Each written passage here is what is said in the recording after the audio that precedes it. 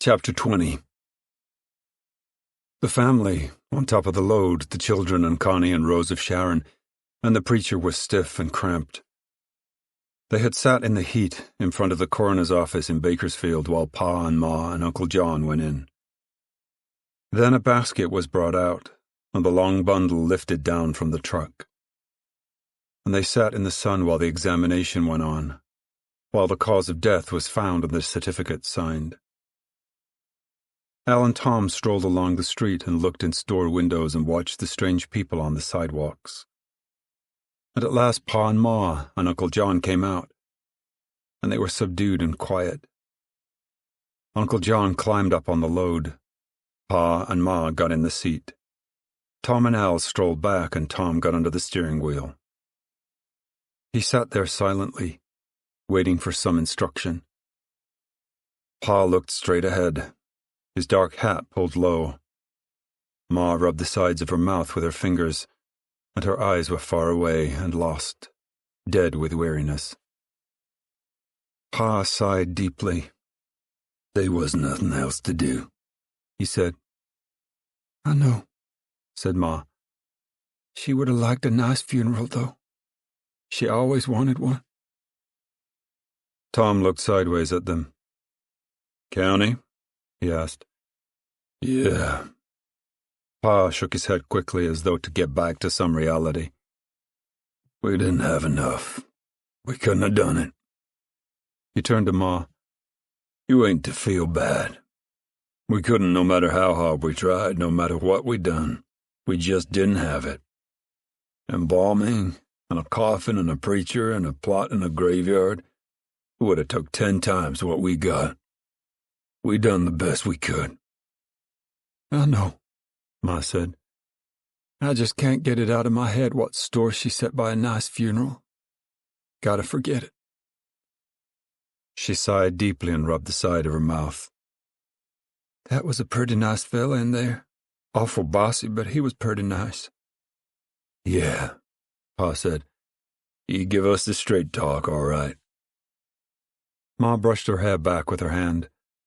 Her jaw tightened. "We gotta get," she said. "We gotta find a place to stay. We gotta get work and settle down. No use of letting the little fellas go hungry. That wasn't never Grandma's way. She always ate a good meal at a funeral." "Where we going?" Tom asked. Pa raised his hat and scratched among his hair. "Camp," he said. "We ain't gonna spend what little's left till we get work. Drive out in the country." Tom started the car and they rode through the streets and out toward the country. And by a bridge they saw a collection of tents and shacks. Tom said, "Might as well stop here. Find out what's doing and where at the work is." He drove down a steep dirt incline and parked on the edge of the encampment. There was no order in the camp, but little gray tents, shacks, cars were scattered about at random. The first house was nondescript. The south wall was made of 3 sheets of rusty corrugated iron, the east wall a square of moldy carpet tacked between 2 boards. The north wall a strip of roofing paper and a strip of tattered canvas, and the west wall 6 pieces of gunny sacking. Over the square frame on untrimmed willow limbs, grass had been piled, not thatched but heaped up in a low mound. The entrance, on the gunny sack side, was cluttered with equipment. A 5-gallon kerosene can served for a stove. It was laid on its side, with a section of rusty stovepipe thrust in one end. A wash boiler rested on its side against the wall, and a collection of boxes lay about, boxes to sit on, to eat on. A Model T Ford sedan and a 2-wheel trailer were parked beside the shack, and about the camp there hung a slovenly despair. Next to the shack, there was a little tent, gray with weathering, but neatly, properly set up, and the boxes in front of it were placed against the tent wall. A stovepipe stuck out of the door flap, and the dirt in front of the tent had been swept and sprinkled. A bucketful of soaking clothes stood on a box. The camp was neat and sturdy. A Model A roadster and a little homemade bed trailer stood beside the tent. And next there was a huge tent, ragged, torn in strips and the tears mended with pieces of wire. The flaps were up, and inside 4 wide mattresses lay on the ground. A clothesline strung across the side bore pink cotton dresses and several pairs of overalls. There were 40 tents and shacks, and beside each habitation some kind of automobile. Far down the line a few children stood and stared at the newly arrived truck, and they moved toward it, little boys in overalls and bare feet, their hair grey with dust. Tom stopped the truck and looked at Pa. "You ain't very pretty," he said. "Want to go somewheres else?" "Can't go nowheres else till we know where we're at," said Pa. "We gotta ask about work." Tom opened the door and stepped out. The family climbed down from the load and looked curiously at the camp. Ruthie and Winfield, from the habit of the road, took down the bucket and walked toward the willows, where there would be water, and the line of children parted for them and closed after them. The flaps of the first shack parted and a woman looked out. Her gray hair was braided and she wore dirty, flowered Mother Hubbard. Her face was wizened and dull, deep gray pouches under blank eyes, and a mouth slack and loose. Pa said, "Can we just pull up anywheres in camp?" The head was withdrawn inside the shack. For a moment there was quiet, and then the flaps were pushed aside and a bearded man in shirt sleeves stepped out. The woman looked out after him, but she did not come into the open. The bearded man said, "Howdy, folks," and his restless dark eyes jumped to each member of the family, and from them to the truck, to the equipment. Pa said, "I just asked your woman if it's all right to set out stuff anywheres." The bearded man looked at Pa intently, as though he had said something very wise that needed thought. "Set down anywheres? Here in this place?" he asked. "Sure. Anybody own this place? But we gotta see 'fore we can camp." The bearded man squinted one eye nearly closed and studied Pa. "You wanna camp here?" Pa's irritation arose. The gray woman peered out of the burlap shack. "What do you think I'm a-sayin'?" Pa said. "Well, if you want to camp here, why don't you? I ain't stopping you." Tom laughed. He got it. Pa gathered his temper. "I just wanted to know, does anybody own it? Do we gotta pay?" The bearded man thrust out his jaw. "Who owns it?" he demanded. Pa turned away. "To hell with it," he said. The woman's head popped back in the tent. The bearded man stepped forward menacingly. "Who owns it?" he demanded. "Who's gonna kick us out of here? You tell me." Tom stepped in front of Pa. "You better go take a good long sleep," he said. The bearded man dropped his mouth open and put a dirty finger against his lower gums. For a moment he continued to look wisely, speculatively at Tom, and then he turned on his heel and popped into the shack after the gray woman. Tom turned on Pa. "What the hell was that?" he asked. Pa shrugged his shoulders. He was looking across the camp. In front of a tent stood an old Buick, and the head was off. A young man was grinding the valves, and as he twisted back and forth on the tool, he looked up to the Joad truck. They could see that he was laughing to himself. When the bearded man had gone, the young man left his work and sauntered over. "How are ya?" he said, and his blue eyes were shiny with amusement. "I see you just met the mayor." "What the hell's the matter with him?" Tom demanded. The young man chuckled. "He's just nuts like you and me. Maybe he's a little nutsier than me. I don't know." Pa said, "I just asked him if we could camp here." The young man wiped his greasy hands on his trousers. "Sure, why not? You folks just come across?" "Yep," said Tom. "Just got in this morning." "Never been in Hooverville before?" "Where's Hooverville?" "This here's her." "Oh," said Tom. "We just got in." Winfield and Ruthie came back, carrying a bucket of water between them. Ma said, "Let's get the camp up. I'm tuckered out. Maybe we can all rest." Pa and Uncle John climbed up on the truck to unload the canvas and the beds. Tom sauntered to the young man and walked beside him to the car he had been working on. The valve-grinding brace lay on the exposed block, and a little yellow can of valve-grinding compound was wedged on top of the vacuum tank. Tom asked, "What the hell was the matter with that old fellow with the beard?" The young man picked up his brace and went to work, twisting back and forth, grinding valve against valve seat. "The mayor? Christ knows. I guess maybe he's bull simple." "What's bull simple?" "I guess cops push him around so much he's still spinning." Tom asked, "Why would they push a fella like that around?" The young man stopped his work and looked in Tom's eyes. "Christ knows," he said. "You just come. Maybe you can figure her out. Some fella says one thing and some says another thing. But you just camp in one place a little while and you see how quick a deputy sheriff shoves you along." He lifted a valve and smeared compound on the seat. "But what the hell for?" "I tell you, I don't know. Some says they don't want us to vote, keep us moving so we can't vote. And some says so we can't get on relief.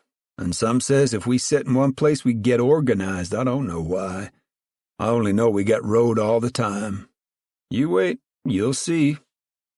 "We ain't no bums," Tom insisted. "We're looking for work. We'll take any kind of work." The young man paused in fitting the brace to the valve slot.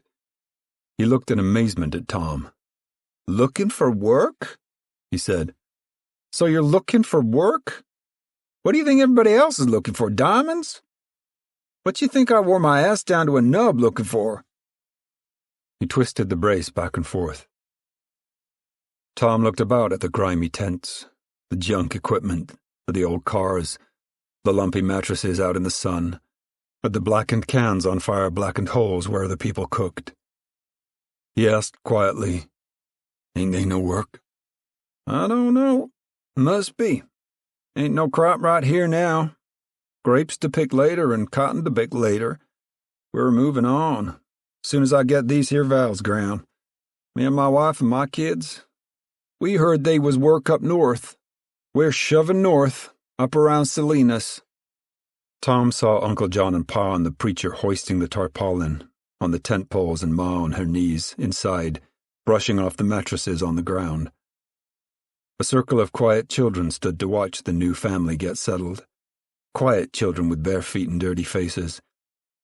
Tom said, "Back home some fellas come through with handbills, orange ones. Says they need a lot of people here to work the crops." The young man laughed. "They say there's 300,000 us folk here. And I bet every damn family seen them handbills." "Yeah, but if they don't need folks, what do they go to the trouble of putting them things out for?" "Use your head, why don't you?" "Yeah, but I want to know." "Look," the young man said, "suppose you got a job of work, and there's just one fella wants the job. You got to pay him what he asks. But suppose there's 100 men. He put down his tool. His eyes hardened and his voice sharpened. "Suppose there's 100 men wants that job. Suppose them men got kids, and them kids is hungry. Suppose a lousy dime will buy a box of mush for them kids. Suppose a nickel buy at least something for them kids. And you got 100 men.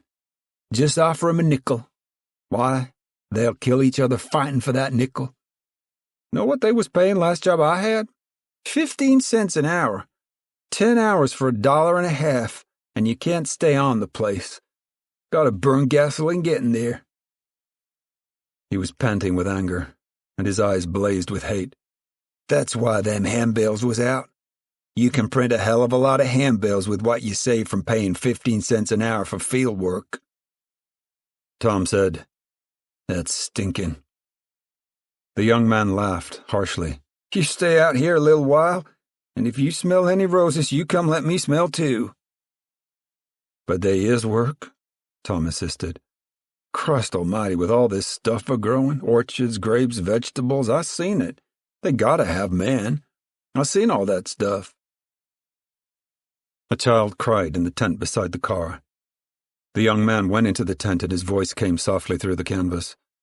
Tom picked up the brace, fitted it in the slot of the valve, and ground away, his hand whipping back and forth. The child's crying stopped. The young man came out and watched Tom. "You can do her?" he said. "Damn good thing, you'll need to." "How about what I said?" Tom resumed. "I seen all the stuff growing." The young man squatted on his heels. "I'll tell you," he said quietly. "There's a big son of a bitch of a peach orchard I worked in. Takes 9 men all the year round." He paused impressively. "Takes 3,000 men for 2 weeks when them peaches is ripe. Gotta have 'em or them peaches will rot. So what do? They send out handbills all over hell. They need 3,000, and they get 6,000. They get them men for what they want to pay. If you don't want to take what they pay, goddammit, there's 1,000 men waiting for your job. So you pick, and then she's done. Whole part of the country's peaches, all ripe together. When you get 'em picked, every goddamn one is picked. There ain't another damn thing in that part of the country to do. And then them owners don't want you there no more. 3,000 of you. The work's done. You might steal, you might get drunk, or you might just raise hell. And besides, you don't look nice, living in old tents. And it's a pretty country, but you stink it up. They don't want you around, so they kick you out, they move you along, that's how it is." Tom, looking down toward the Joad tent, saw his mother, heavy and slow with weariness, build a little trash fire and put the cooking pots over the flame. The circle of children drew closer, and the calm, wide eyes of the children watched every move of Ma's hands. An old man with a bent back came like a badger out of a tent and snooped near, sniffing the air as he came. He laced his arms behind him and joined the children to watch Ma. Ruthie and Winfield stood near to Ma and eyed the strangers belligerently. Tom said angrily, "Them peaches gotta be picked right now, don't they? Just when they're ripe?" "Course they do." "Well, suppose them people got together and says, 'Let 'em rot.' Wouldn't be long before the price went up, by God." The young man looked up from the valves, looked sardonically at Tom. "Well, you figured out something, didn't you? Come right out of your own head." "I'm tired," said Tom. "Drove all night. I don't want to start no argument. And I'm so goddamn tired I'd argue easy. Don't be smart with me, I'm asking you." The young man grinned. "I didn't mean it. You ain't been here. Folks figured that out, and the folks with the peach orchard figured her out, too. Look, if the folks gets together, they's a leader. Gotta be. Fella that does the talking. Well, first time this fella opens his mouth, they grab him and stick him in jail. And if they's another leader pops up, why, they stick him in jail." Tom said, "Well, a fella eats in jail anyways. His kids don't. How'd you like to be in and your kids starving to death?" "Yeah," said Tom slowly. "Yeah." "And here's another thing. Ever hear of the blacklist?" "What's that?" "Well, you just open your trap about us folks getting together and you'll see. They'll take your picture and send it all over. Then you can't get work nowhere. And if you got kids—" Tom took off his cap and twisted it in his hands. "So we take what we can get, huh? Or we starve. And if we yelp, we starve." The young man made a sweeping circle with his hand, and his hand took in the ragged tents and the rusty cars. Tom looked down at his mother again where she sat scraping potatoes, and the children had drawn closer. He said, "I ain't gonna take it. God damn it, I and my folks ain't no sheep. I'll kick the hell out of somebody." "Like a cop?" "Like anybody." "You're nuts," said the young man. "They'll pick you right off. You got no name, no property. They'll find you in a ditch with the blood dried on your mouth and your nose. Be one little line in the paper. Know what it'll say? Vagrant found dead. And that's all. You'll see a lot of them little lines. Vagrant found dead." Tom said, There'll be somebody else found dead right alongside this here vagrant." "You're nuts," said the young man. "Won't be no good in that." "Well, what you doing about it?" He looked into the grease-streaked face, and a veil drew down over the eyes of the young man. "Nothing. Where you from?" "Us? Right near Salisaw, Oklahoma." "Just get in?" "Just today." "Gonna be around here long?" "Don't know. We'll stay wherever we can get work." "Why?" "Nothing." And the veil came down again. "Gotta sleep up," said Tom. "Tomorrow we'll go out looking for work." "You can try." Tom turned away and moved toward the Joad tent. The young man took up the can of valve compound and dug his finger into it. "Hi," he called. Tom turned. "What do you want?" "I want to tell you." He motioned with his finger on which a blob of compound stuck. "I just want to tell you. Don't go looking for no trouble. Remember how that bull simple guy looked?" "Fella in the tent up there?" "Yeah. Looked dumb. No sense." "What about him?" "Well, when the cops come in, and they come in all the time, that's how you want to be. Dumb. Don't know nothing. Don't understand nothing. That's how the cops like us. Don't hit no cops. That's just suicide. Be bull simple." "Let them goddamn cops run over me and me do nothing?" "No. Look-a here. I'll come for you tonight. Maybe I'm wrong. There's stools around all the time. I'm taking a chance at, and I got a kid too, but I'll come for you. And if you see a cop, why, you're a goddamn dumb okie, see?" "That's all right if we're doing anything," said Tom. "Don't you worry. We're doing something, only we ain't sticking our necks out. A kid starves quick. 2-3 days for a kid." He went back to his job, spread the compound on a valve seat, and his hand jerked rapidly back and forth on the brace, and his face was dull and dumb. Tom strolled slowly back to his camp. "Bull simple," he said under his breath. Pa and Uncle John came toward the camp, their arms loaded with dry willow sticks, and they threw them down by the fire and squatted on their hams. "Got her picked over pretty good," said Pa. "Had to go a long ways for wood." He looked up at the circle of staring children. "Lord God Almighty," he said. "Where'd you come from?" All of the children looked self-consciously at their feet. "Guess they smelt the cooking," said Ma. "Winfield, get out from underfoot."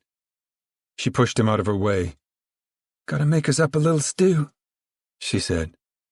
"We ain't had nothing cooked right since we come from home. Pa, you go up to the store there and get some neck meat. Make a nice stew here." Pa stood up and sauntered away. Al had the hood of the car up and he looked down at the greasy engine. He looked up when Tom approached. "You sure look happy as a buzzard," Al said. "I'm just gay as a toad in spring rain," said Tom. "Look at the engine," Al pointed. "Pretty good, huh?" Tom peered in. "Looks all right to me." "All right? Jesus, she's wonderful. She ain't shot no oil or nothing." He unscrewed a spark plug and stuck his forefinger in the hole. "Crusted up some, but she's dry." Tom said, "You done a nice job picking. That what you want me to say?" "Well, I sure was scared the whole way, figuring she'd bust down and it'd be my fault." "No, you done good. Better get her in shape, 'cause tomorrow we're going out looking for work." "She'll roll," said Al. "Don't you worry none about that." He took out a pocket knife and scraped the points of the spark plug. Tom walked around the side of the tent and he found Casey sitting on the earth, wisely regarding one bare foot. Tom sat down heavily beside him. "Think she's gonna work?" "What?" said Casey. "Them toes of yourn." "Oh, just sitting here thinking." "You always get good and comfortable for it," said Tom. Casey waggled his big toe up and his second toe down, and he smiled quietly. "Hard enough for a fella to think that, kinking himself up to do it." "Ain't heard a peep out of you for days," said Tom. Thinking all the time? Yeah. Thinking all the time.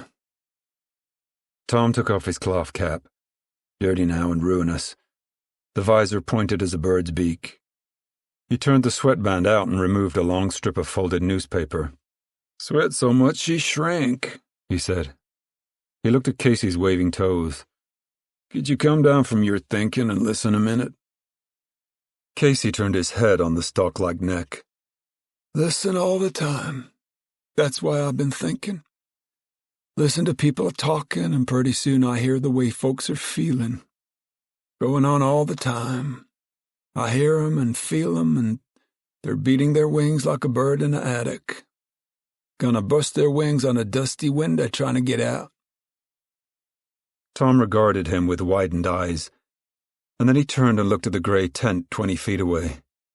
Washed jeans and shirt and a dress hung to dry on the tent guys. He said softly, "That was about what I was going to tell you. And you've seen already."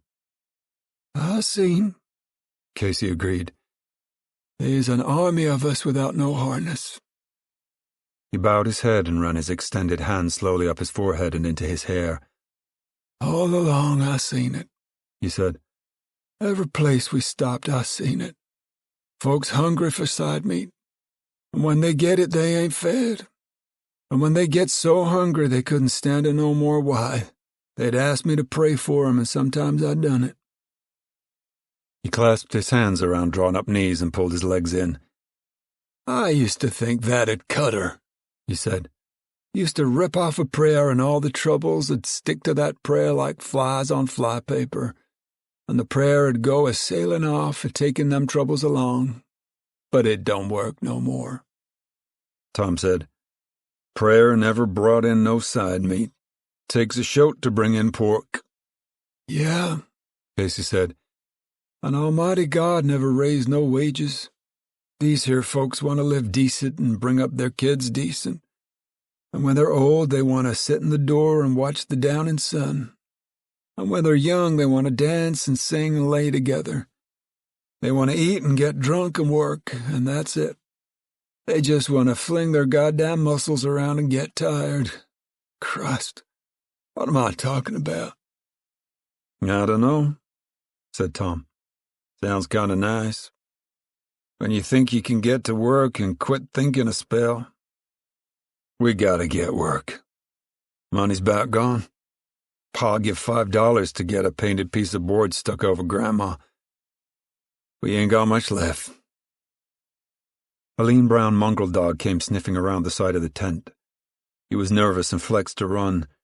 He sniffed close before he was aware of the two men, and then looking up he saw them, leaped aside and fled, ears back, bony tail clamped protectively. Casey watched him go, dodging around a tent to get out of sight. Casey sighed. I ain't doing nobody no good, he said. Me or nobody else. I was thinking I'd go off alone by myself. I'm a-eating your food and a-taking up room, and I ain't give you nothing. Maybe I could get a steady job and maybe pay back some of the stuff you give me. Tom opened his mouth and thrust his lower jaw forward, and he tapped his lower teeth with a dried piece of mustard stalk. His eyes stared over the camp, over the gray tents and the shacks of weed and tin and paper. "Wished I had a sack of Durham," he said. "I ain't had a smoke in a hell of a time. Used to get tobacco in McAllister. Almost wished I was back." He tapped his teeth again, and suddenly he turned on the preacher. "Ever been in a jailhouse?" "No," said Casey. "Never been." "Don't go away right yet," said Tom. "Not right yet. Quicker I get looking for work, quicker I'm going to find some." Tom studied him with half-shut eyes, and he put on his cap again. "Look," he said, "this ain't no land of milk and honey like the preachers say. They's a mean thing here. The folks here is scared of us people coming west, and so they got cops out trying to scare us back." "Yeah," said Casey. "I know. What you asked me about being in jail for? Tom said slowly. When you're in jail, you get to kind of sensing stuff. Guys ain't let to talk a hell of a lot together. Two maybe, but not a crowd. And so you get kind of sensey. Something's gonna bust. If, say, a fella's gonna stir bugs and take a crack at a guard with a mop handle, why, you know it before it happens. And if there's gonna be a break or a riot, nobody don't have to tell you. You're sensey about it, you know? Yeah. Stick around, said Tom. Stick around till tomorrow anyways. Something's gonna come up. I was talking to a kid up the road, and he's been just as sneaky and wise as a dog coyote. But he's too wise. Dog coyote a minding his own business, and innocent and sweet, just having fun and no harm. Well, they's a hen roast close by. Casey watched him intently, started to ask a question, then shut his mouth tightly. He waggled his toes slowly and, releasing his knees, pushed out his foot so he could see it. Yeah, he said. I won't go right yet. Tom said, when a bunch of folks, nice quiet folks, don't know nothing about nothing, something's going on. I'll stay, said Casey. And tomorrow we'll go out in the truck and look for work. Yeah, said Casey. And he waved his toes up and down and studied them gravely. Tom settled back on his elbow and closed his eyes. Inside the tent he could hear the murmur of Rose of Sharon's voice and Connie's answering. The tarpaulin made a dark shadow, and the wedge-shaped light at each end was hard and sharp. Rose of Sharon lay on a mattress, and Connie squatted beside her. I ought to help, Ma, Rose of Sharon said. I tried, but every time I stirred about, I throwed up. Connie's eyes were sullen. If I'd have known it would be like this, I wouldn't have came. I'd have studied nights, about tractors back home, and got me a $3 job. Fella can live awful nice on $3 a day, and go to the picture show every night, too. Rose of Sharon looked apprehensive. You're gonna study nights about radios, she said. He was long in answering. Ain't you? She demanded. Yeah, sure. Soon as I get on my feet, get a little money. She rolled up on her elbow. You ain't giving it up? No, of course not. But I didn't know they was places like this we gotta live in. The girl's eyes hardened. You got to, she said quietly. Sure, I know. Gotta get on my feet, get a little money. Would have been better maybe to stay home and study about tractors. $3 a day they get, and pick up extra money, too. Rose of Sharon's eyes were calculating. When he looked down at her, he saw in her eyes a measuring of him, a calculation of him. But I'm gonna study, he said, soon as I get on my feet. She said fiercely, We got to have a house before the baby comes. We ain't gonna have this baby in no tent.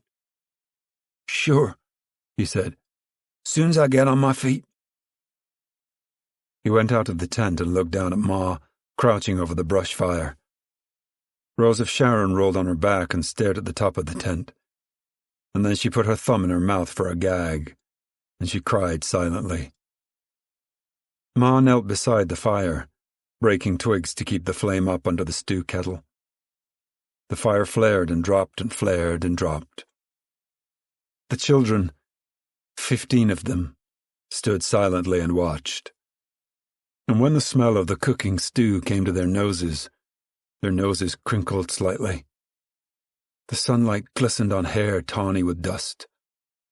The children were embarrassed to be there, but they did not go. Ma talked quietly to a little girl who stood inside the lusting circle.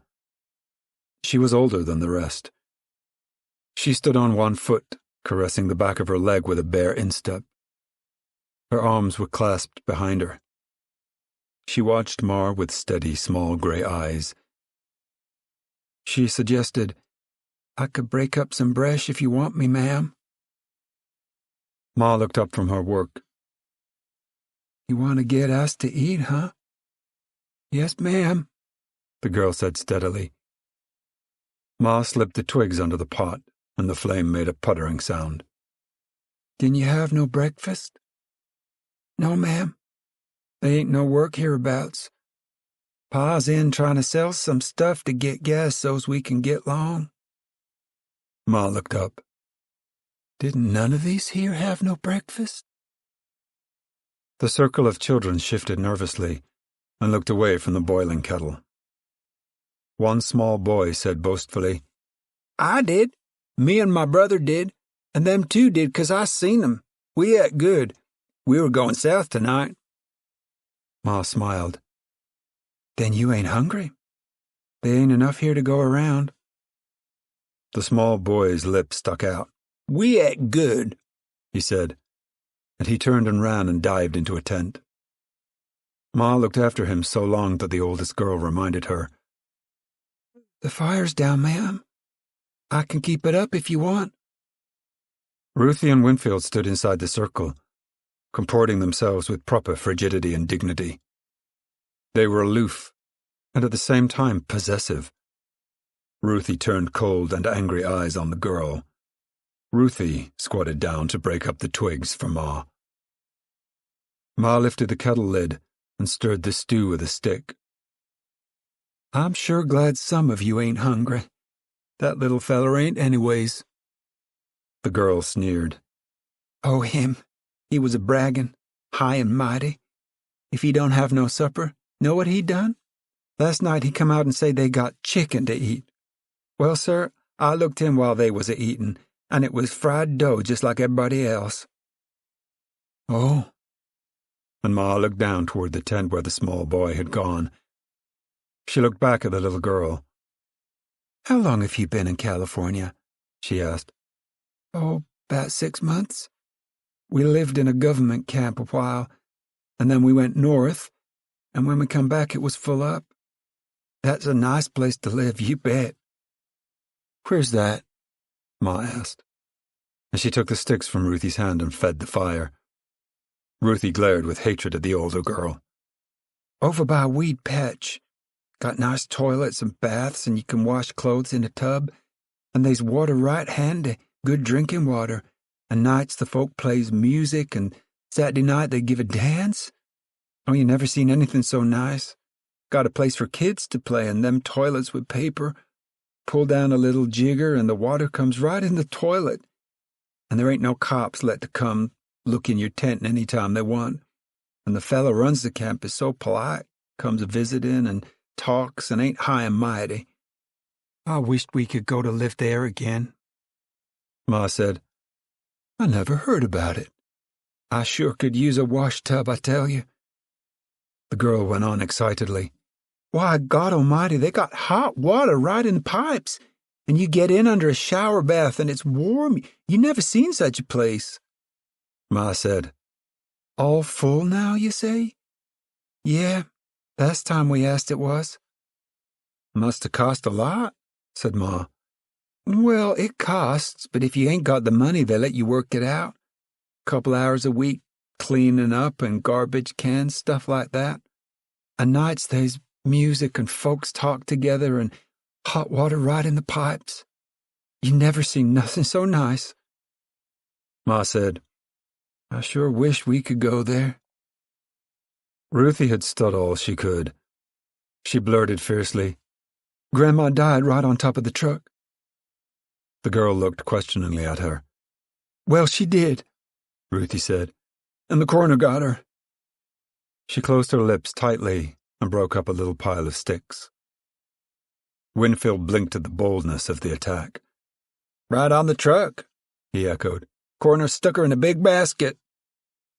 Ma said, You shush now, both of you, or you got to go away. And she fed the twigs into the fire. Down the line, Al had strolled to watch the valve-grinding job. Looks like you're about through, he said. 2 more? Is there any girls in this here camp? I got a wife, said the young man. I got no time for girls. I always got time for girls, said Al. I got no time for nothing else. You get a little hungry and you'll change. Al laughed. Maybe, but I ain't never changed that notion yet. Feller I talked to a while ago, he's with you, ain't he? Yeah, my brother Tom. Better not fool with him. He killed a fella. Did? What for? Fight. Fella got a knife in Tom. Tom busted him with a shovel. Did, huh? What'd the law do? Let him off 'cause it was a fight, said Al. You don't look like a quarreler. Oh, he ain't. But Tom don't take nothing from nobody. Al's voice was very proud. Tom, he's quiet, but look out. Well, I talked to him. He didn't sound mean. He ain't. Just as nice as pie, till he's roused. And then look out. The young man ground at the last valve. Like me to help you get them valves set and the head on? Sure. You got nothing else to do? I ought to get some sleep, said Al. But hell, I can't keep my hands out of a tore-down car. Just gotta get in. Well, I'd admire to get a hand, said the young man. My name's Floyd Knowles. I'm Al Joad. Proud to meet you. Me too, said Al. Gonna use the same gasket? Got to, said Floyd. Al took out his pocket knife and scraped at the block. Jesus, he said. There ain't nothing I love like the guts of an engine. How about girls? Yeah, girls too. Wished I could tear down a Rolls and put her back. I looked under the hood of a CAD 16 one time. God almighty, you never seen nothing so sweet in your life. In Sally saw. And here's this 16 standing in front of a restaurant. So I lifts the hood. And a guy comes out and says, What the hell you doing? I says, Just looking. Ain't she swell? And he just stands there. I don't think he ever looked in her before. Just stands there. Rich fella in a straw hat. Got a striped shirt on and eyeglasses. We don't say nothing. Just look. And pretty soon he says, How'd you like to drive her? Floyd said, The hell? Sure. How'd you like to drive her? Well, hell, I got on jeans all dirty. I says, I'll get her dirty. Come on, he says. Just take her around the block. Well, sir, I sit in that seat and I took her around the block 8 times and oh my God almighty. Nice? Floyd asked. Oh, Jesus, said Al. If I could have tore her down, why, I'd have give anything. Floyd slowed his jerking arm. He lifted the last valve from its seat and looked at it. You better get used to a jalopy, he said, 'cause you ain't gonna drive no 16. He put his brace down on the running board and took up a chisel to scrape the crust from the block. 2 stocky women, bareheaded and barefooted, went by carrying a bucket of milky water between them. They limped against the weight of the bucket and neither one looked up from the ground. The sun was half down in the afternoon.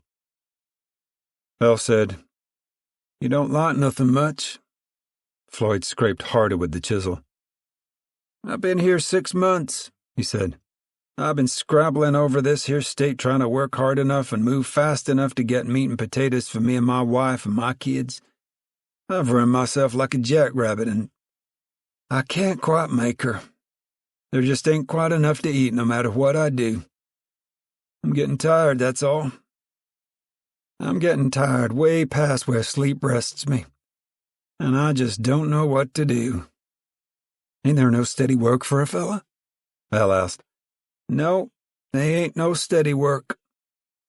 With his chisel he pushed the crust off the block, and he wiped the dull metal with a greasy rag. A rusty touring car drove down into the camp, and there were 4 men in it, men with brown, hard faces. The car drove slowly through the camp. Floyd called to them, Any luck? The car stopped. The driver said, We covered a hell of a lot of ground. There ain't a hand's work in this here country. We gotta move. Where to? Al called. God knows.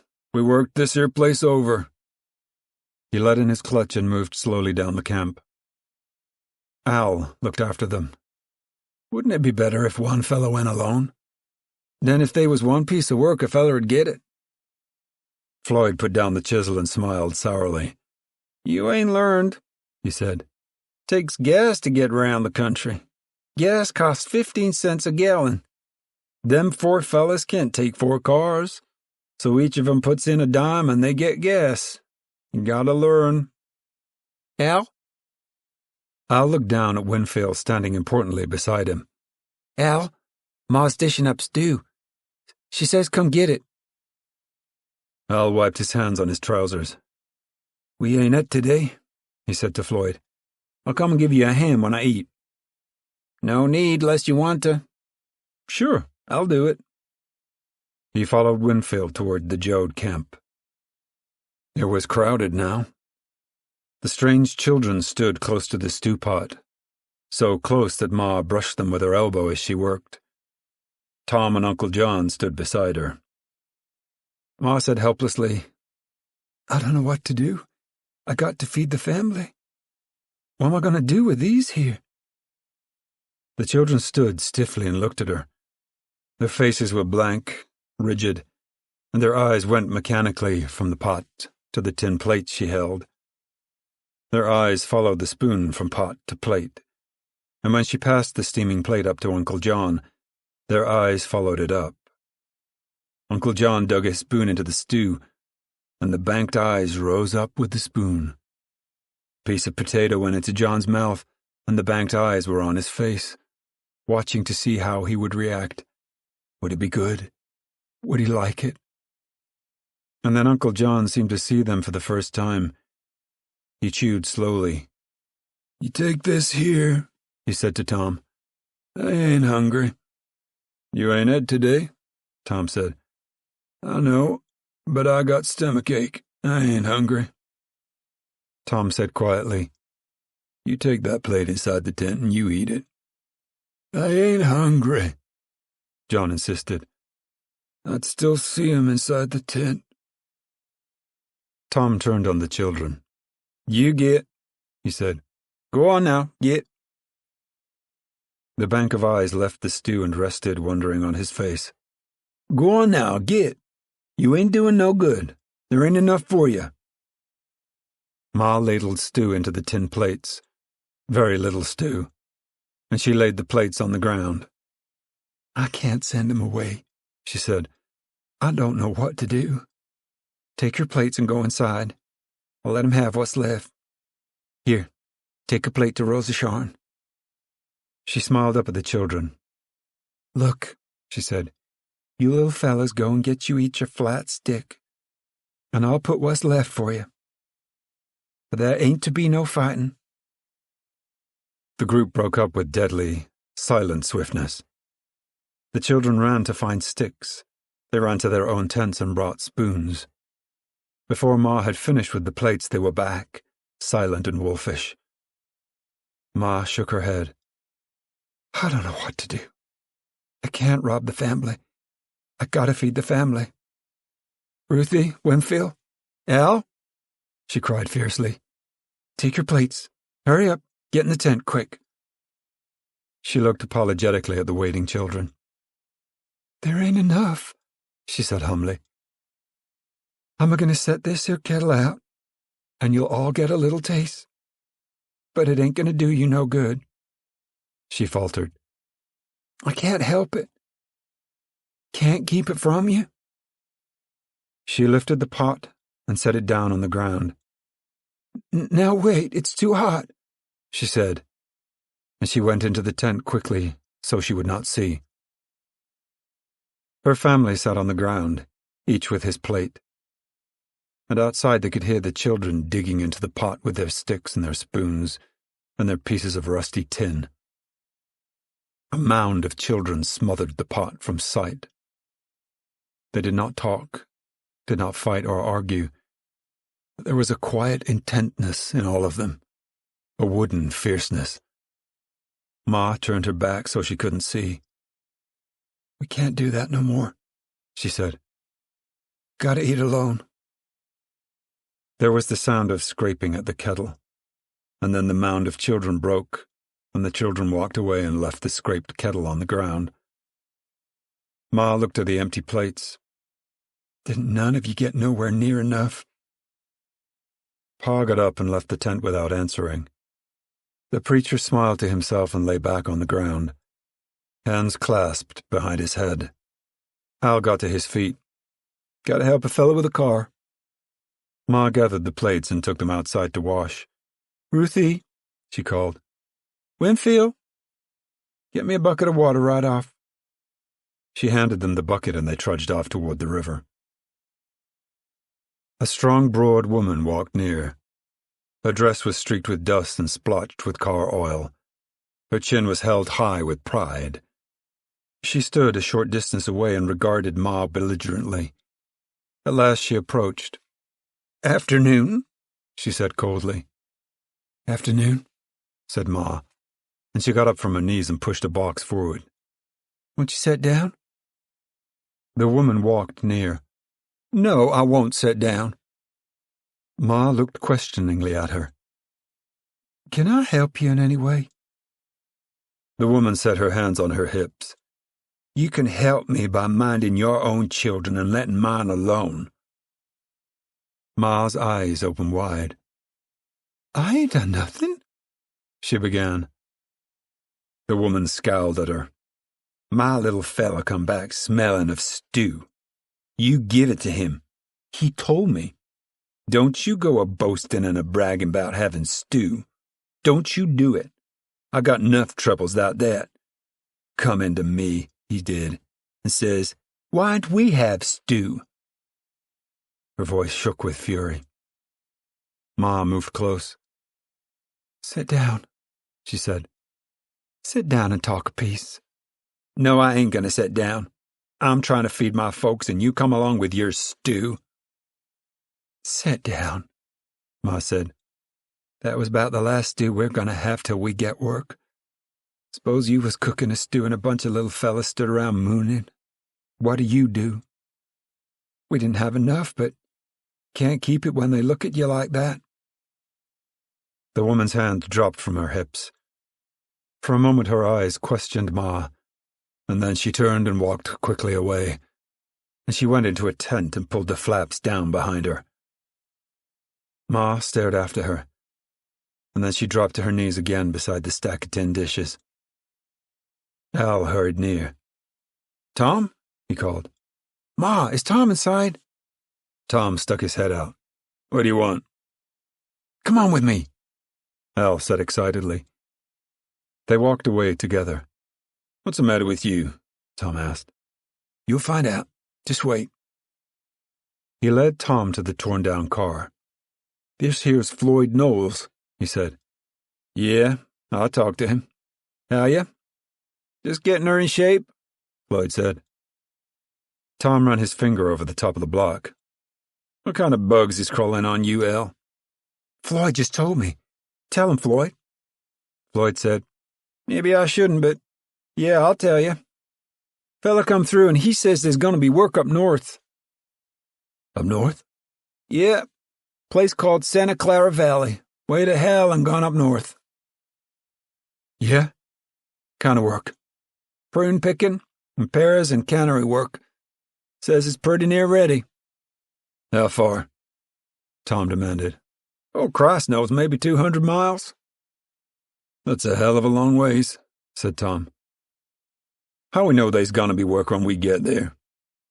Well, we don't know, said Floyd. But they ain't nothing here. And this here fella says he got a letter from his brother and he's on his way. He says not to tell nobody. There'll be too many. We ought to get out in the night. Ought to get there and get some work lined up.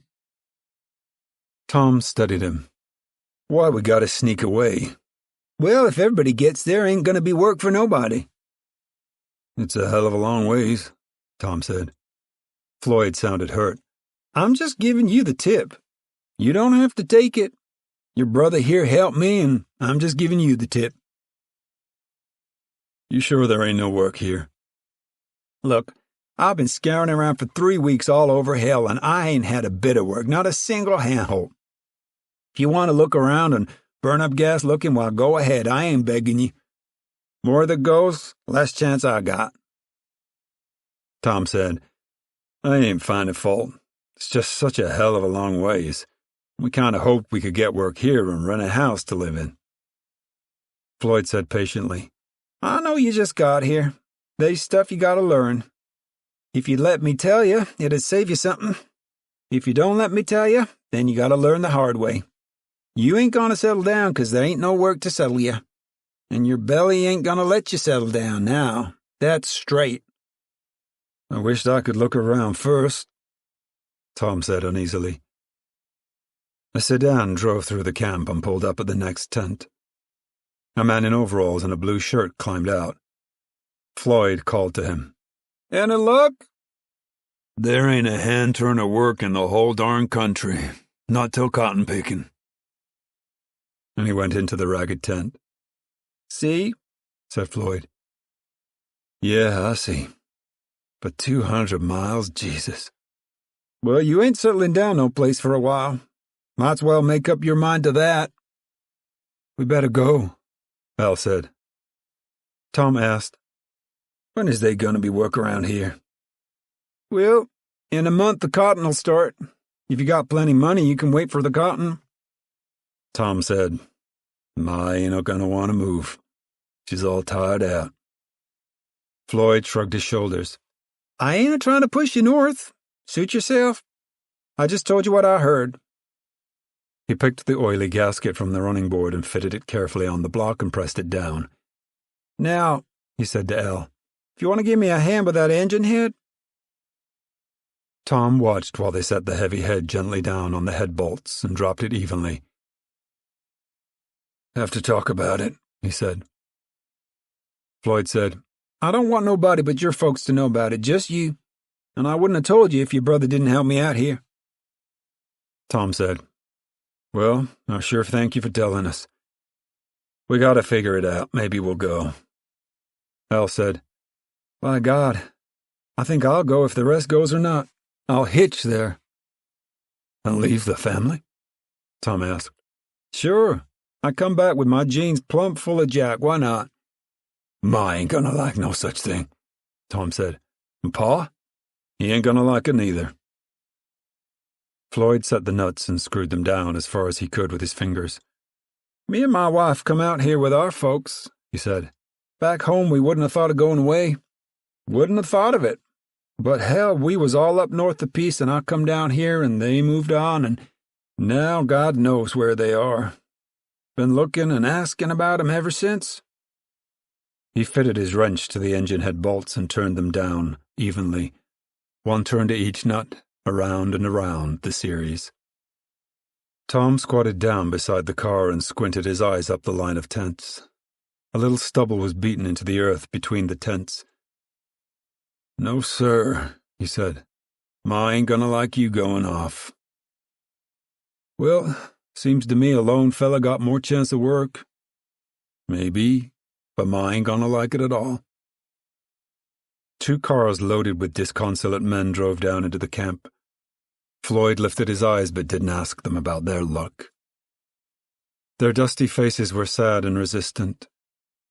The sun was sinking now and the yellow sunlight fell on the Hooverville and on the willows behind it. The children began to come out of the tents, to wonder about the camp. From the tents the women came and built their little fires. The men gathered in squatting groups and talked together. A new Chevrolet coupe turned off the highway and headed down into the camp.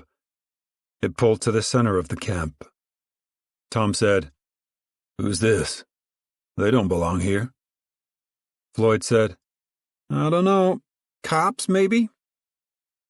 The car door opened and a man got out, stood beside the car. His companion remained seated. Now all the squatting men looked at the newcomers, and the conversation was still. The women building their fires looked secretly at the shiny car. The children moved closer with elaborate circuitousness, edging inward in long curves. Floyd put down his wrench, Tom stood up. Al wiped his hands on his trousers. The three strolled towards the Chevrolet. The man who had got out of the car was dressed in khaki trousers and a flannel shirt. He wore a flat-brimmed Stetson hat.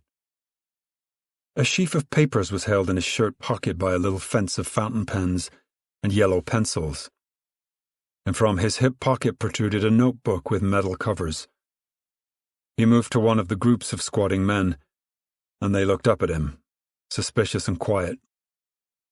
They watched him, and did not move.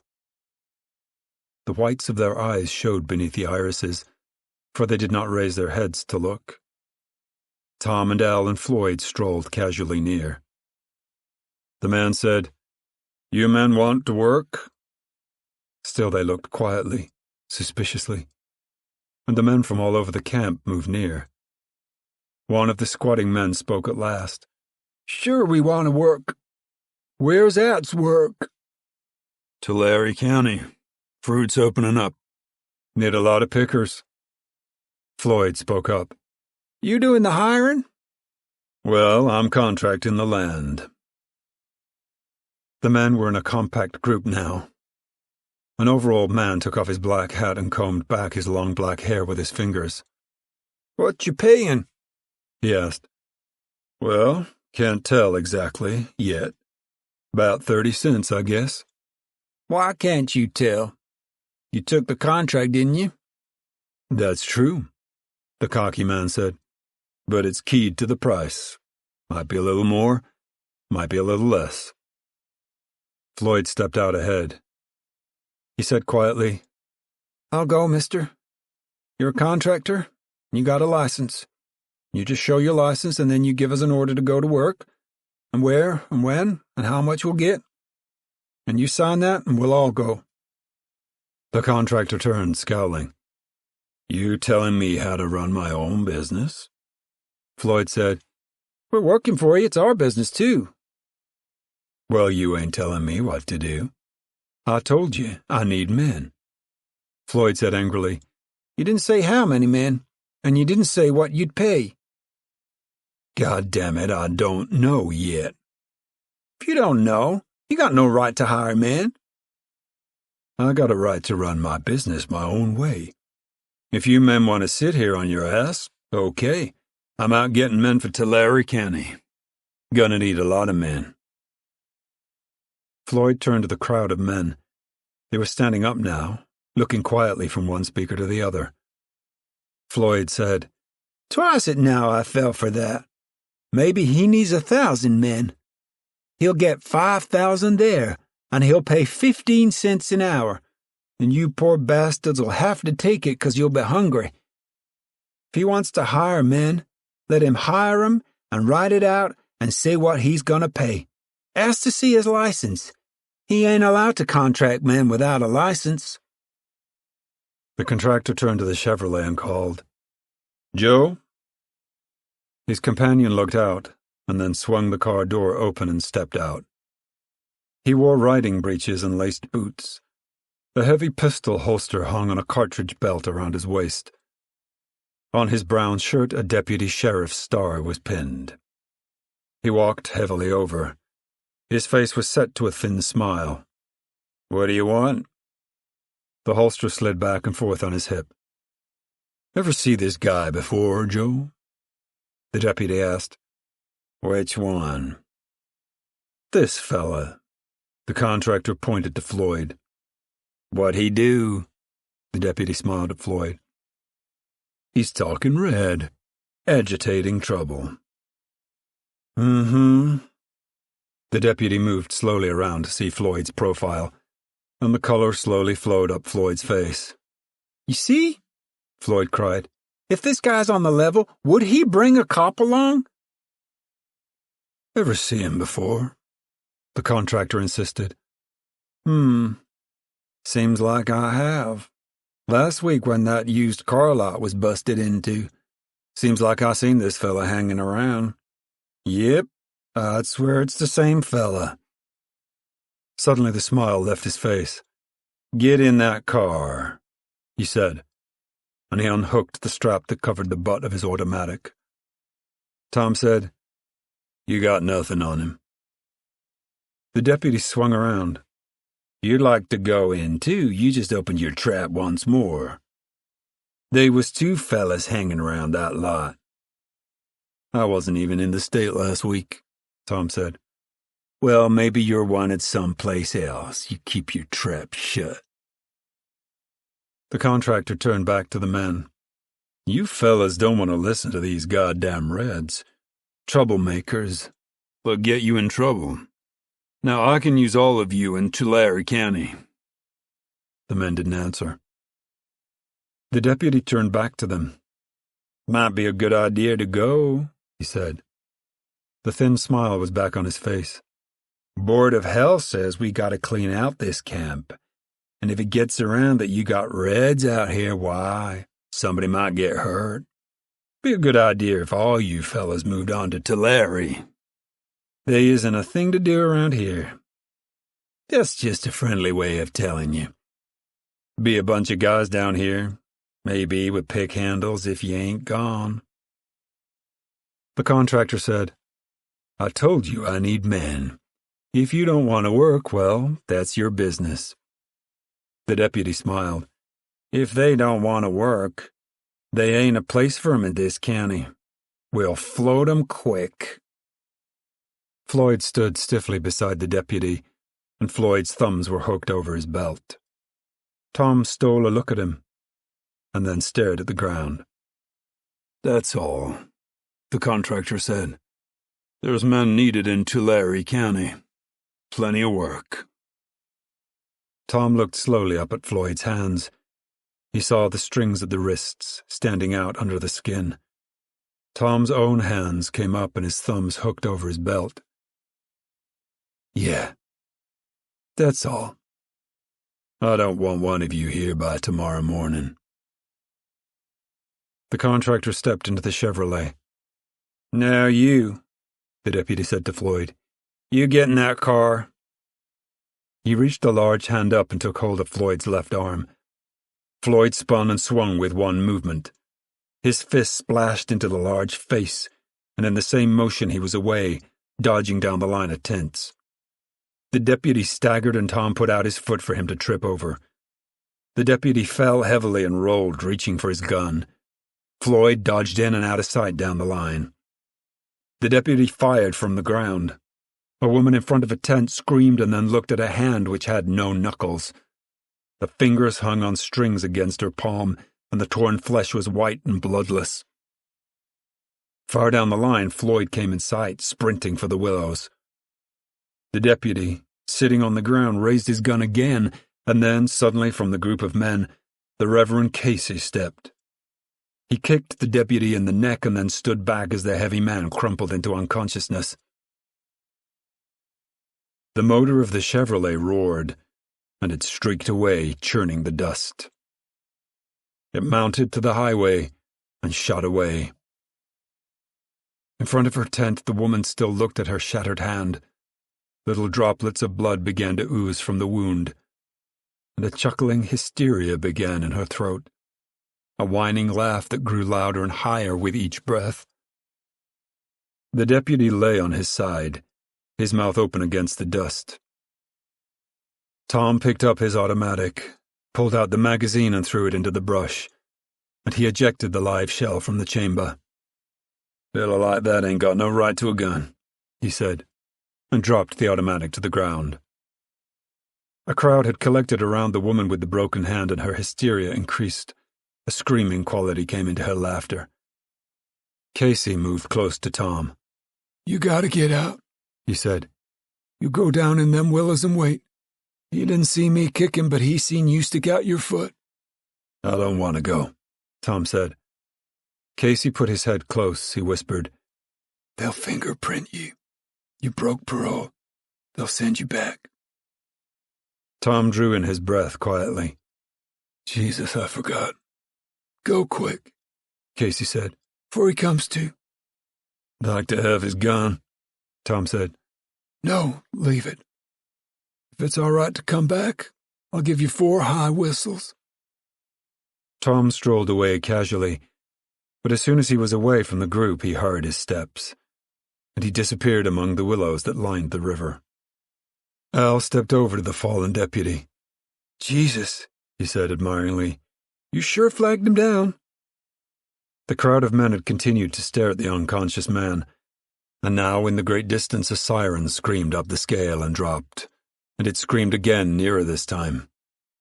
Instantly the men were nervous. They shifted their feet for a moment, and then they moved away, each one to his own tent. Only Al and the preacher remained. Casey turned to Al. Get out, he said. Go on, get out to the tent. You don't know nothing. Yeah? How about you? Casey grinned at him. Somebody got to take the blame. I got no kids. They'll just put me in jail and I ain't doing nothing but sit around. Al said. Ain't no reason for... Go on now, Casey said sharply. You get out of this. Al bristled. I ain't taking orders. Casey said softly.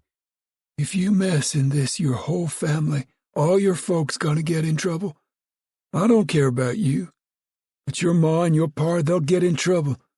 Maybe they'll send Tom back to McAllister. Al considered it for a moment. Okay, he said. I think you're a damn fool, though. Sure, said Casey. Why not? The siren screamed again, and always it came closer. Casey knelt beside the deputy and turned him over. The man groaned and fluttered his eyes, and he tried to see. Casey wiped the dust off his lips. The families were in the tents now, and the flaps were down, and the setting sun made the air red and the great tents bronze. Tires squealed on the highway, and an open car came swiftly into the camp. 4 men, armed with rifles, piled out. Casey stood up and walked to them. What the hell's going on here? Casey said. I knocked out your man there. One of the armed men went to the deputy. He was conscious now, trying weakly to sit up. Now what's happened here? Well, Casey said. He got tough and I hit him, and he started shooting. Hit a woman down the line, so I hit him again. Well, what'd you do in the first place? I talked back, said Casey. Get in that car. Sure, said Casey, and he climbed into the back seat and sat down. 2 men helped the hurt deputy to his feet. He felt his neck, gingerly. Casey said, There's a woman down the row like to bleed to death from his bad shooting. We'll see about that later. Mike, is this the fellow that hit you? The dazed man stared sickly at Casey. Don't look like him. It was me, all right, Casey said. You got smart with the wrong fella. Mike shook his head slowly. You don't look like the right fella to me. By God, I'm gonna be sick. Casey said, I'll go without no trouble. Better see how bad that woman's hurt. Where is she? That tent over there. The leader of the deputies walked to the tent, rifle in hand. He spoke through the tent walls and then went inside. In a moment he came out and walked back. And he said, a little proudly, Jesus, what a mess a 45 does make. They got a tourniquet on it. We'll send a doctor out. 2 deputies sat on either side of Casey. The leader sounded his horn. There was no movement in the camp. The flaps were down tight and the people in their tents. The engine started and the car swung around and pulled out of the camp. Between his guards, Casey sat proudly, his head up and the stringy muscles of his neck prominent. On his lips there was a faint smile, and on his face a curious look of conquest. When the deputies had gone, the people came out of the tents. The sun was down now, and the gentle blue evening light was in the camp. To the east, the mountains were still yellow with sunlight. The women went back to the fires that had died. The men collected to squat together and to talk softly. Al crawled from under the Joad tarpaulin and walked towards the willows to whistle for Tom. Ma came out and built her little fire of twigs. Pa, she said, we ain't gonna have much. We ate so late. Pa and Uncle John stuck close to the camp, watching Ma peeling potatoes and slicing them raw into a frying pan of deep grease. Pa said, "Now what the hell made the preacher do that?" Ruthie and Winfield crept close and crouched down to hear the talk. Uncle John scratched the earth deeply with a long, rusty nail. "He knowed all about sin. I asked him about sin, and he told me. But I don't know if he's right. He says a fella's sinned if he thinks he's sinned." Uncle John's eyes were tired and sad. "I've been secret all my days," he said. "I done things I never told about." Ma turned from the fire. "Don't go telling, John," she said. "Tell 'em to God. Don't go burdening other people with your sins. That ain't decent." "They're a-eating on me," said John. "Well, don't tell 'em. Go down the river and stick your head under and whisper 'em in the stream." Pa nodded his head slowly at Ma's words. "She's right," he said. "Gives a fella relief to tell, but it just spreads out his sin." Uncle John looked up to the sun-gold mountains, and the mountains were reflected in his eyes. "I wished I could run it down," he said, "but I can't. She's a-biting in my guts." Behind him, Rose of Sharon moved dizzily out of the tent. "Where's Connie?" she asked, irritably. "I ain't seen Connie for a long time. Where'd he go?" "I ain't seen him," said Ma. "If I seen him, I'll tell him you want him." "I ain't feeling good," said Rose of Sharon. "Connie shouldn't have left me." Ma looked up to the girl's swollen face. "You been a-crying?" she said. The tears started freshly in Rose of Sharon's eyes. Ma went on firmly. "You get a hold of yourself. There's a lot of us here. You get a hold of yourself. Come here now and peel some potatoes. You're feeling sorry for yourself." The girl started to go back in the tent. She tried to avoid Ma's stern eyes, but they compelled her, and she came slowly toward the fire. "You shouldn't have went away," she said. But the tears were gone. "You got to work," Ma said. "Set in the tent and you'll get feeling sorry about yourself. I ain't had time to take you in hand. I will now. You take this here knife and get to them potatoes." The girl knelt down and obeyed. She said fiercely, "Wait till I see him. I'll tell him." Ma smiled slowly. "He might smack you. You got it coming with whining around and candying yourself. If he smacks some sense into you, I'll bless him." The girl's eyes blazed with resentment, but she was silent. Uncle John pushed his rusty nail deep into the ground with his broad thumb. "I gotta tell," he said. Pa said, "Well, tell then, goddammit, who'd you kill?" Uncle John dug with his thumb into the watch pocket of his blue jeans and scooped out a folded dirty bill. He spread it out and showed it. $5, he said. "Steal her?" Pa asked. "No, I had her. Kept her out." "She was yourn, wasn't she?" "Yeah, but I didn't have no right to keep her out." "I don't see much sin in that," Ma said. "It's yourn." Uncle John said slowly, "It ain't only the keeping her out. I kept her out to get drunk. I knowed they was gonna come a time when I gotta get drunk. When I'd get to hurtin' inside, so I gotta get drunk. Figured time wasn't yet, and then the preacher went and give himself up to save Tom." Pa nodded his head up and down and cocked his head to hear. Ruthie moved closer, like a puppy crawling on her elbows, and Winfield followed her. Rose of Sharon dug at a deep eye in the potato with the point of her knife. The evening light deepened and became more blue. Ma said, in a sharp, matter-of-fact tone, "I don't see why him saving Tom gotta get you drunk." John said sadly, "Can't see her. I feel awful. He done her so easy. Just stepped up there and says, 'I done her.' And they took him away. And I'm a-gonna get drunk." Pa still nodded his head. I don't see why you gotta tell, he said. If it was me, I'd just go off and get drunk if I had to. Come a time when I could have did something and took the big sin off my soul, Uncle John said sadly. And I slipped up. I didn't jump on her and she got away. Looky, he said. You got the money. Give me $2. Pa reached reluctantly into his pocket and brought out the leather pouch. You ain't gonna need no $7 to get drunk. You don't need to drink champagne water. Uncle John held out his bill. You take this here and give me $2. I can get good and drunk for $2.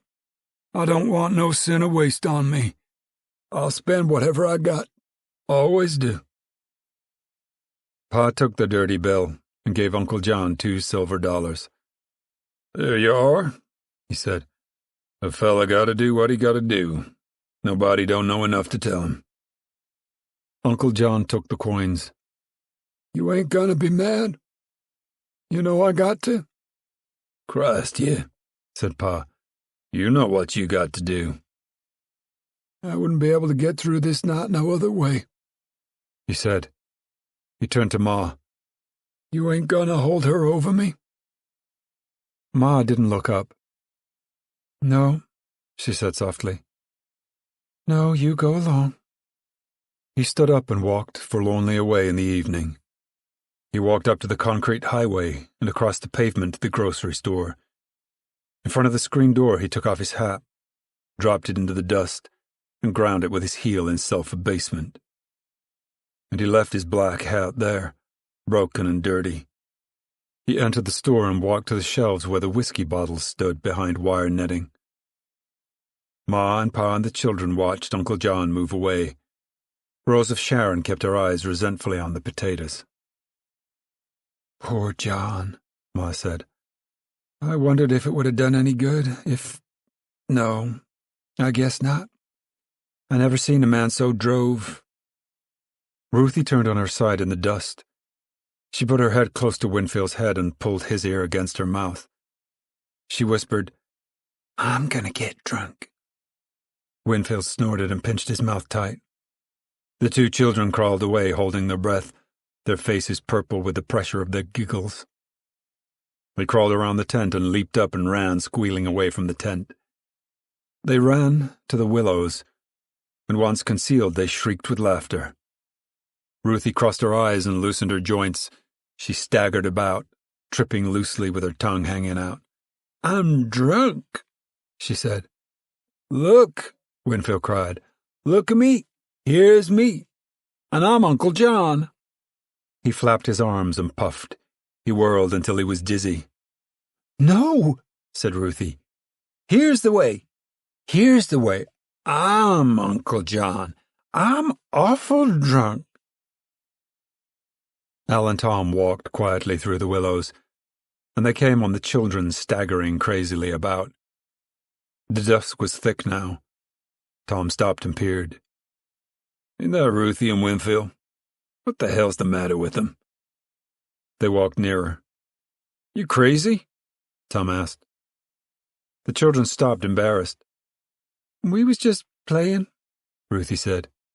It's a crazy way to play, said Al. Ruthie said pertly, It ain't no crazier than a lot of things. Al walked on. He said to Tom, Ruthie's working up a kick in the pants. She's been working it up a long time, about due for it.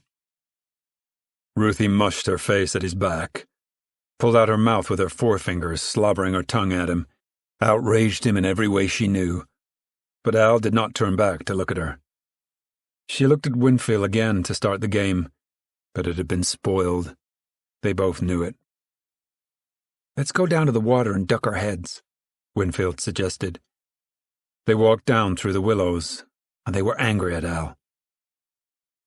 Al and Tom went quietly in the dusk. Tom said, Casey shouldn't have did it. I might have knew, though. He was talking about how he ain't done nothing for us. He's a funny fella, Al. All the time thinking. Comes from being a preacher, Al said. They get all messed up with stuff. Where you suppose Connie was a-going? Going to take a crap, I guess. Well, he was going a hell of a long way. They walked among the tents, keeping close to the walls. At Floyd's tent, a soft hail stopped them.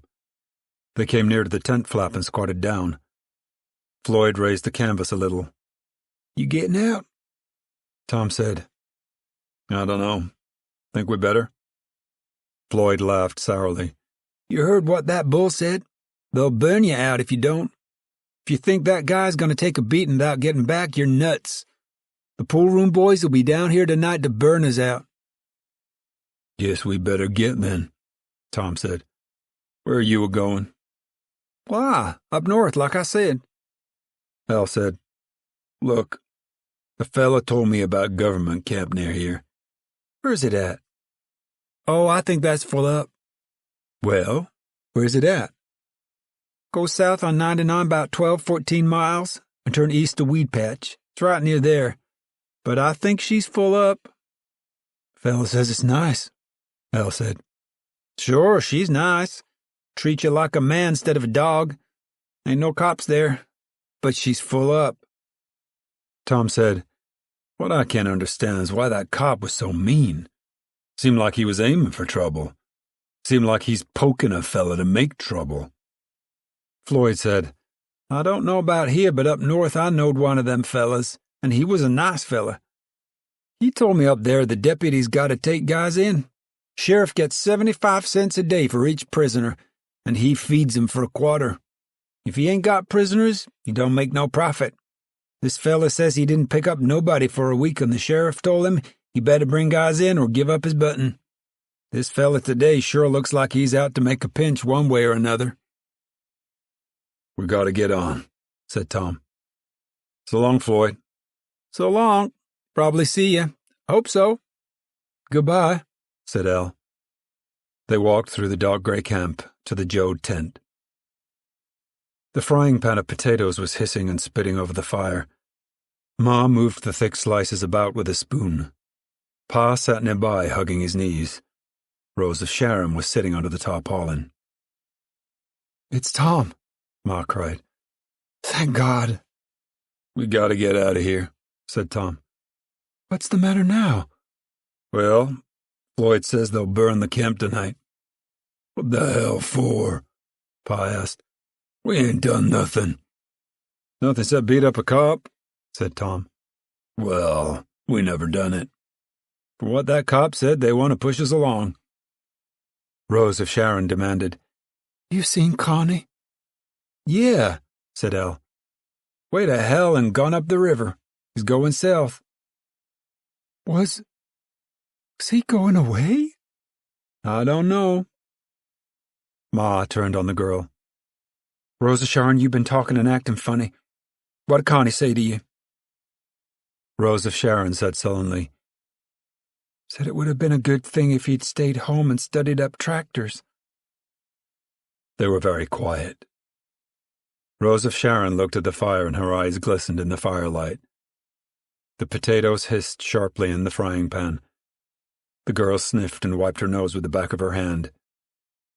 Pa said, Connie wasn't no good. I seen that a long time. Didn't have no guts, just too big for his overalls. Rose of Sharon got up and went into the tent. She lay down on the mattress and rolled over on her stomach and buried her head in her crossed arms. Wouldn't do no good to catch him, I guess, Al said. Pa replied, Nope, if he ain't no good, we don't want him. Ma looked into the tent, where Rose of Sharon lay on her mattress. Ma said, Shh, don't say that. Well, he ain't no good, Pa insisted. All the time a saying what he's a-gonna do, never doing nothing. I didn't want to say nothing while he's here, but now he's run out. Shh, Ma said softly. Why, for Christ's sake, why do I gotta shh? He run out, didn't he? Ma turned over the potatoes with her spoon, and the grease boiled and spat. She fed twigs to the fire, and the flames laced up and lighted the tent. Ma said, Rose of Sharon's going to have a little fella, and that baby is half Connie. It ain't good for a baby to grow up with folks a-sayin' his pa ain't no good. Better than lying about it, said Pa. No, it ain't, Ma interrupted. Make out like he's dead. You wouldn't say no bad things about Connie if he's dead. Tom broke in. Hey, what is this? We ain't sure Connie's gone for good. We got no time for talking. We gotta eat and get on our way. On our way? We just come here. Ma peered at him through the firelighted darkness. He explained carefully. They're gonna burn the camp tonight, Ma. Now you know I ain't got it in me to stand by and see our stuff burn up, nor Pa ain't got it in him, nor Uncle John. We'd come up a-fightin', and I just can't afford to be took in and mugged. I nearly got it today, if the preacher hadn't jumped in. Ma had been turning the frying potatoes in the hot grease. Now she took her decision. Come on, she cried. Let's eat this stuff. We gotta go quick. She set out the tin plates. Pa said, How about John? Where is Uncle John? Tom asked. Pa and Ma were silent for a moment, and then Pa said, He went to get drunk. Jesus, Tom said. What a time he picked out. Where'd he go? I don't know, said Pa. Tom stood up. Look, he said, you all eat and get the stuff loaded. I'll go look for Uncle John. He'd went to the store across the road. Tom walked quickly away. The little cooking fires burned in front of the tents and the shacks, and the light fell on the faces of ragged men and women, on crouched children. In a few tents, the light of kerosene lamps shone through the canvas and placed shadows of people hugely on the cloth. Tom walked up the dusty road and crossed the concrete highway to the little grocery store. He stood in front of the screen door and looked in. The proprietor, a little gray man with an unkempt mustache and watery eyes, leaned on the counter reading a newspaper. His thin arms were bare, and he wore a long white apron. Heaped around, and in the back of him were mounds, pyramids, walls of canned goods. He looked up when Tom came in, and his eyes narrowed as though he aimed a shotgun. Good evening, he said. Run out of something? Run out of my uncle, said Tom. Or he run out, or something. The gray man looked puzzled and worried at the same time. He touched the tip of his nose tenderly and waggled it around to stop an itch. Seems like you people always lost somebody, he said. 10 times a day or more somebody comes in here and says, if you see a man named so-and-so and looks like so-and-so, will you tell him we went up north? Something like that all the time. Tom laughed. Well, if you see a young snot-nosed named Connie, looks a bit like a coyote, tell him to go to hell. We've went south. But he ain't the feller I'm looking for. Did a fellow about 60 years old, black pants, sort of grayish hair, come in and get some whiskey? The eyes of the gray man brightened. No, he sure did. I never seen anything like it. He stood out front and dropped his hat and stepped on it. Here, I got his hat here. He brought the dusty, broken hat from under the counter. Tom took it from him. That's him, all right. Well, sir, he got a couple of pints of whiskey and didn't say a thing. He pulled the cork and tipped up the bottle. I ain't got a license to drink here, I says. Look, you can't drink here, you gotta go outside. Well, sir, he just stepped outside the door, and I bet he didn't tilt up that pint more'n 4 times till it was empty. He throwed it away, and he leaned in the door. I was kind of dull. He says, thank you, sir, and he went on. I never seen no drinking like that in my life. Went on? Which way? I gotta get him. Well, it so happens I can tell you. I never seen such drinking, so I looked out after him. He went north, and then a car come along and lighted him up, and he went down the bank. Legs was beginning to buckle a little. He got the other pint open already. He won't be far, not the way he was going. Tom said, thank you, I gotta find him. You want to take his hat? Yeah, he'll need it. Well, thank you. What's the matter with him? The gray man asked. He wasn't taking pleasure in his drink. Oh, he's kind of moody. Well, good night. And if you see that squirt, Connie, tell him we've went south. I got so many people to look out for to tell stuff to, I can't even remember 'em all. Don't put yourself out too much, Tom said. He went out the screen door carrying Uncle John's dusty black hat. He crossed the concrete road and walked along the edge of it. Below him in the sunken field the Hooverville lay, and the little fires flickered, and the lanterns shone through the tents. Somewhere in the camp a guitar sounded, slow chords struck without any sequence, practice chords. Tom stopped and listened, and then he moved slowly along the side of the road, and every few steps he stopped to listen again. He had gone a quarter of a mile before he heard what he listened for. Down below the embankment, the sound of a thick, tuneless voice singing drably. Tom cocked his head the better to hear. The dull voice sang, "I've given my heart to Jesus, so Jesus take me home. I've given my soul to Jesus, so Jesus is my home." The song trailed off to a murmur and then stopped. Tom hurried down from the embankment toward the song. After a while, he stopped and listened again, and the voice was close this time, the same slow, tuneless singing. "All the night the Maggie died, she called me to her side, and give to me them old red flannel drawers that Maggie wore. They was baggy at the knee." Tom moved cautiously forward. He saw the black form sitting on the ground, and he stole near and sat down. Uncle John tilted the pint and the liquor gurgled out of the neck of the bottle. Tom said quietly, "Hey, wait, where do I come in?" Uncle John turned his head. "Who are you?" "You forgot me already? You had 4 drinks to my 1.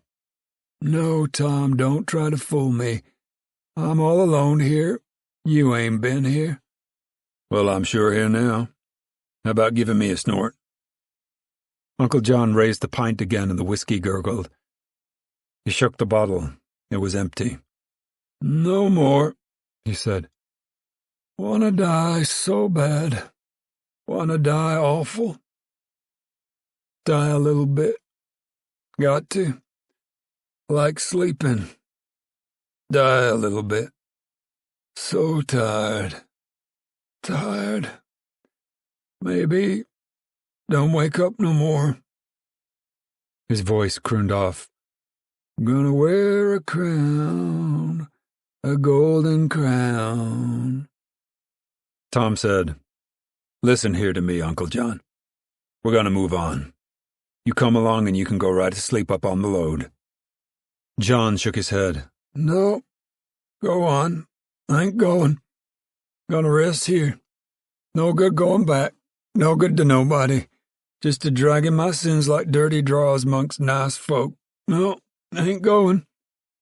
"Come on. We can't go less you go." "Go right along. I ain't no good. I ain't no good just a dragging my sins a dirtying everybody." "You got no more sin than anybody else." John put his head close and he winked one eye wisely. Tom could see his face dimly in the starlight. "Nobody don't know my sins. Nobody but Jesus, he knows." Tom got down on his knees. He put his hand on Uncle John's forehead, and it was hot and dry. John brushed his hand away clumsily. "Come on," Tom pleaded. "Come on now, Uncle John." "Ain't gonna go. Just tired. Gonna rest right here. Right here." Tom was very close. He put his fist against the point of Uncle John's chin. He made a small practice arc twice for distance, and then, with his shoulder in the swing, he hit the chin a delicate, perfect blow. John's chin snapped up and he fell backwards and tried to sit up again. But Tom was kneeling over him, and as John got one elbow up, Tom hit him again. Uncle John lay still on the ground.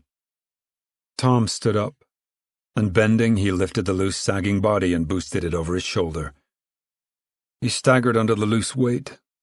John's hanging hands tapped him on the back as he went, slowly puffing up the bank to the highway. Once a car came by and lighted him with the limp man over his shoulder. The car slowed for a moment and then roared away. Tom was panting when he came back to the Hooverville, down from the road into the Joad truck. John was coming too. He struggled weakly. Tom set him gently down on the ground. Camp had been broken while he was gone. Elle passed the bundles up on the truck. The tarpaulin lay ready to bind over the load. Elle said, "You sure got a quick start." Tom apologized. "I had to hit him to make him come, poor fella." "Didn't hurt him?" Ma asked. "Don't think so. He's a-coming out of it." Uncle John was weakly sick on the ground. His spasms of vomit came in little gasps. Ma said, "I left a plate of potatoes for you, Tom." Tom chuckled. "I ain't just in the mood right now." Pa called, "All right, El, sling up the tarp." The truck was loaded and ready. Uncle John had gone to sleep. Tom and Al boosted and pulled him up on the load while Winfield made a vomiting noise behind the truck, and Ruthie plugged her mouth with her hand to keep from squealing. "All ready?" Pa said. Tom asked, "Where's Rosa Sharon?" "Over there," said Ma. "Come on, Rosa Sharon, we're going."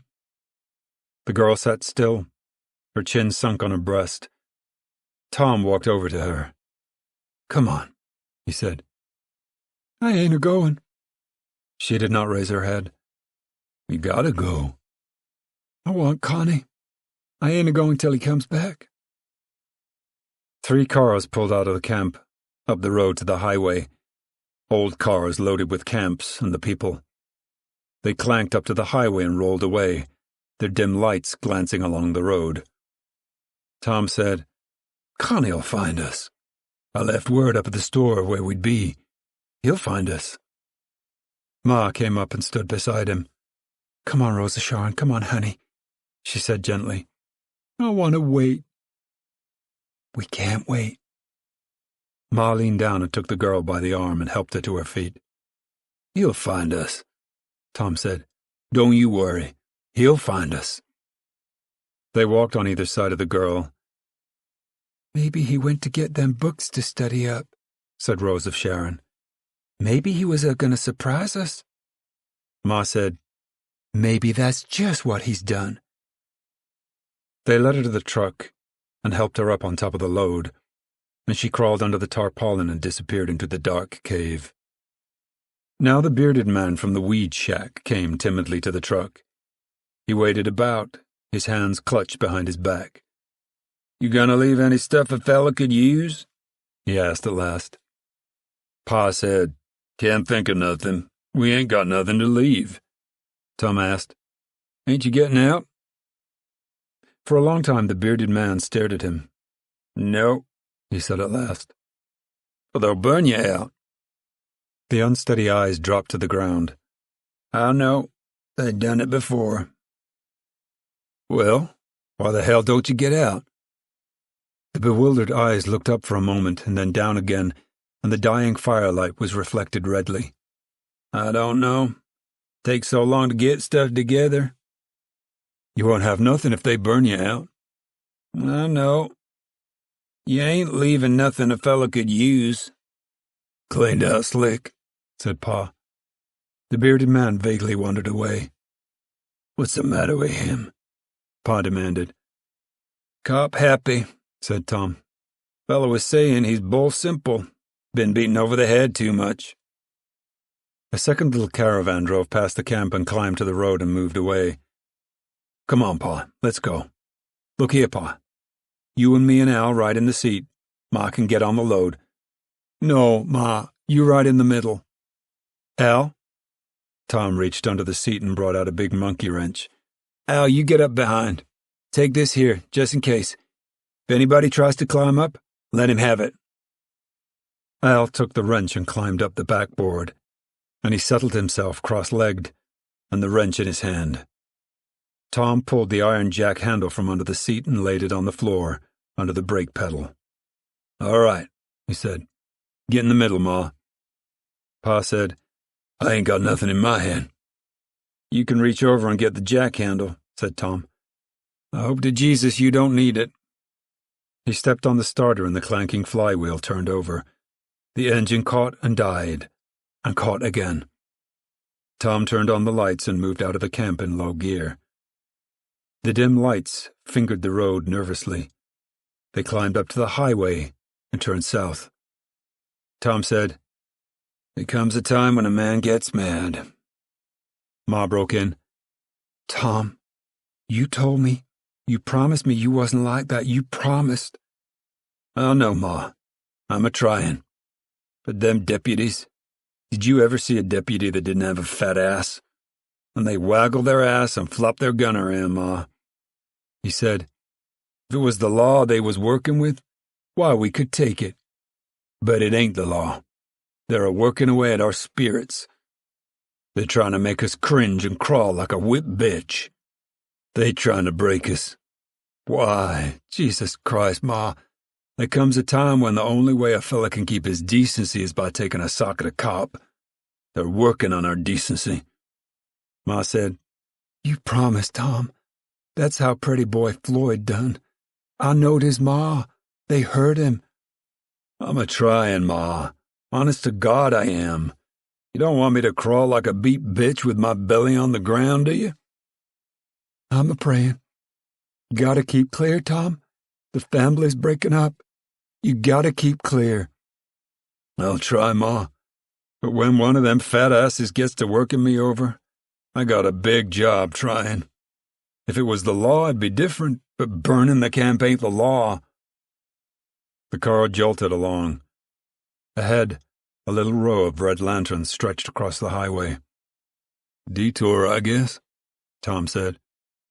He slowed the car and stopped it, and immediately a crowd of men swarmed about the truck. They were armed with pick handles and shotguns. They wore trench helmets and some American Legion caps. One man leaned in the window and the warm smell of whiskey preceded him. "Where do you think you're going?" He thrust a red face near to Tom's face. Tom stiffened. His hand crept down to the floor and felt for the jack handle. Ma caught his arm and held it powerfully. Tom said, "Well," and then his voice took on a servile whine. "We're strangers here," he said. "We heard about day's work in a place called Tulare." "Well, goddammit, you're going the wrong way. We ain't going to have no goddamn Okies in this town." Tom's shoulders and arms were rigid, and a shiver went through him. Ma clung to his arm. The front of the truck was surrounded by the armed men. Some of them, to make a military appearance, wore tunics and Sam Brown belts. Tom whined, "Which way is it at, mister?" "You turn right around and head north, and don't come back till the cotton's ready." Tom shivered all over. "Yes, sir," he said. He put the car in reverse, backed around and turned. He headed back the way he had come. Ma released his arm and patted him softly, and Tom tried to restrain his hard, smothered sobbing. "Don't you mind," Ma said. "Don't you mind." Tom blew his nose out of the window and wiped his eyes on his sleeve. "The sons of bitches." "You done good," Ma said tenderly. "You done just good." Tom swerved into a side dirt road, ran 100 yards and turned off his lights and motor. He got out of the car, carrying the jack handle. "Where are you going?" Ma demanded. "Just gonna look. We ain't going north." The red lanterns moved up the highway. Tom watched them cross the entrance of the dirt road and continue on. In a few moments there came the sounds of shouts and screams, and then a flaring light arose from the direction of the Hooverville. The light grew and spread, and from the distance came a crackling sound. Tom got in the truck again. He turned around and ran up the dirt road without lights. At the highway, he turned south again, and he turned on his lights. Ma asked timidly, "Where are we going, Tom?" "Going south," he said. "We couldn't let them bastards push us around. We couldn't. Try to get around the town without going through it." "Yeah? But where are we going?" Pa spoke for the first time. "That's what I want to know." Gonna look for that government camp, Tom said. A fella says they don't let no deputies in there. Ma, I gotta get away from him. I'm scared I'll kill one. Easy, Tom. Ma soothed him. Easy, Tommy. You done good once. You can do it again. Yeah, and after a while I won't have no decency left. Easy, she said. You gotta have patience. Why, Tom, us people will go on living when all them people is gone. Why, Tom, we're the people that live. They ain't gonna wipe us out. Why, we're the people. We go on. We take a beating all the time. I know, Ma chuckled. Maybe that makes us tough. Rich fellas come up and they die, and their kids ain't no good and they die out. But, Tom, we keep a-comin'. Don't you fret none, Tom. A different time's comin'. How do you know? I don't know how. They entered the town and Tom turned down a side street to avoid the center. By the street lights, he looked at his mother. Her face was quiet, and a curious look was in her eyes. Eyes like the timeless eyes of a statue. Tom put out his right hand and touched her on the shoulder. He had to. And then he withdrew his hand. Never heard you talk so much in my life, he said. Wasn't never so much reason, she said. He drove through the side streets and cleared the town, and then he crossed back. At an intersection, the sign said 99. He turned south on it. Well, anyways, they never shoved us north, he said. We still go where we want, even if we gotta crawl for the right. The dim lights felt along the broad black highway ahead.